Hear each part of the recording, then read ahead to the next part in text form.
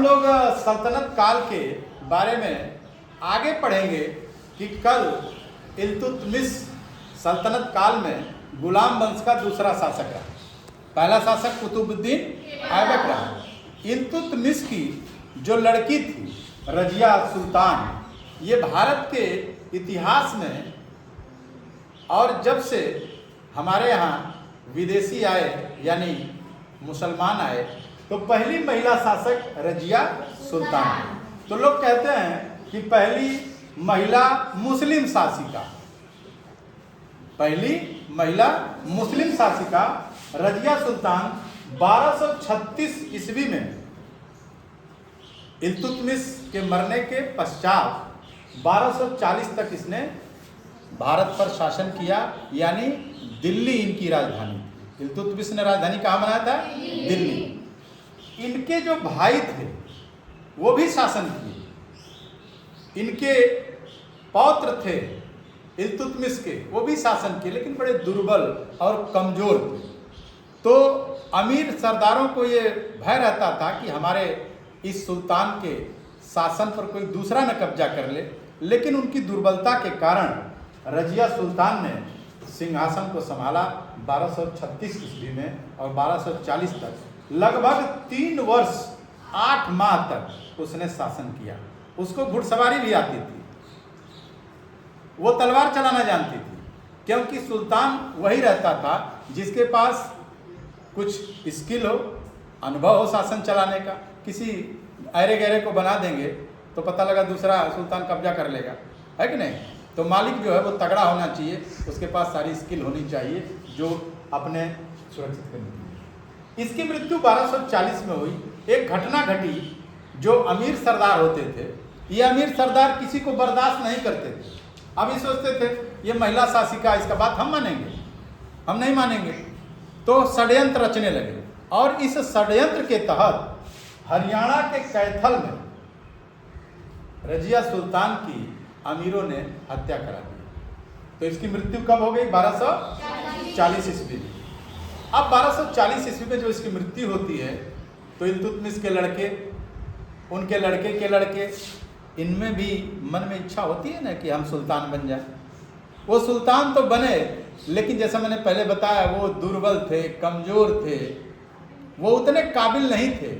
तो 40 से 6 साल तक इन लोगों ने धीरे धीरे शासन किया, लेकिन उतने वो प्रभावी नहीं हो सके।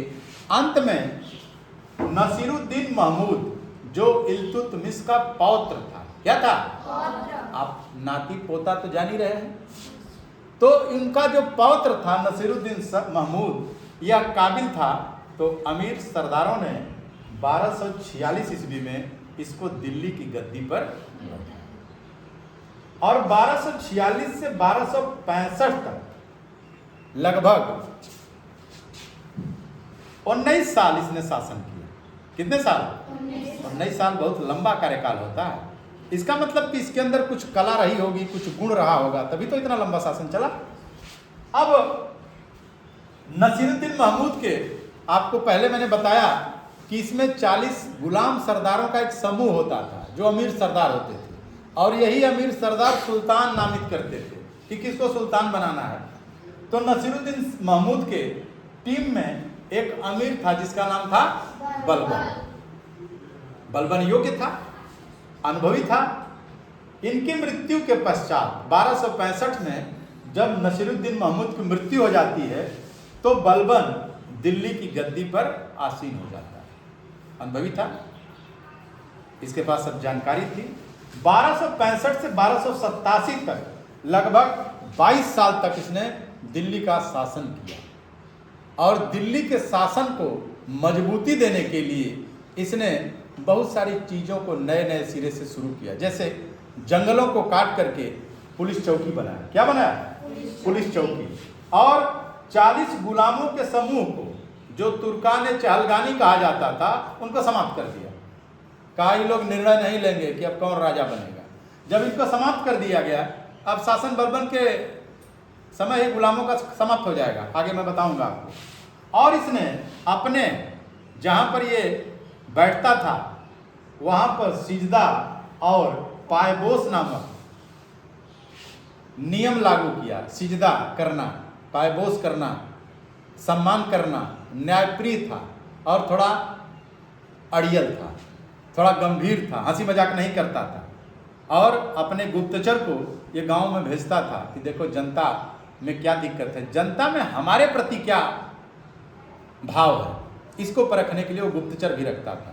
और सेना को भी उसने सुदृढ़ किया, सेना को समय से वेतन दिया और जो इसके इलाके में इसकी सीमाओं पर जो बड़े बड़े दुर्ग किले होते थे उनकी मरम्मत कराए ताकि वहाँ सैनिक रख दें और बाहर के जो लोग आएँ, जैसे राजस्थान सटा हुआ है, मेवात के लोग वहाँ पहुँच जाएंगे, पता लगा अफगानिस्तान से लोग आ जाएंगे, मंगोलिया से आ जाएंगे, तो वो जानता था कि अपनी सीमाओं को हम कैसे सुरक्षित करेंगे और सीमा सुरक्षित है तो हमारा सल्तनत सुरक्षित है, हमारा इलाका सुरक्षित है।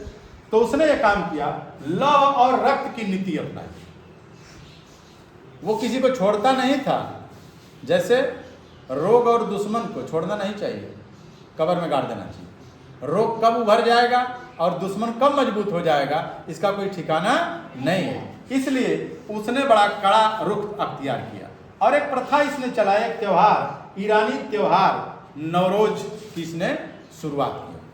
अब इसको लग गया कि भाई अब हमारा समय धीरे धीरे समाप्त हो रहा है और उधर मेवात के लोग भी आक्रमण कर रहे हैं, तो मेवात के लोगों को तो रगड़ दिया दिल्ली में, क्योंकि पुलिस चौकी बना ही दिया था, तमाम जो किले थे, जो दुर्ग थे, उनको मजबूत कर दिया था, सेनाओं को प्रशिक्षित कर दिया था, समय से वेतन दे रहा था, तो सब मजबूती के साथ साम्राज्य की रक्षा कर रहे थे। लेकिन मंगोल से एक व्यक्ति आता है, मंगोलिया, जिसकी चर्चा हम लोग आगे करेंगे।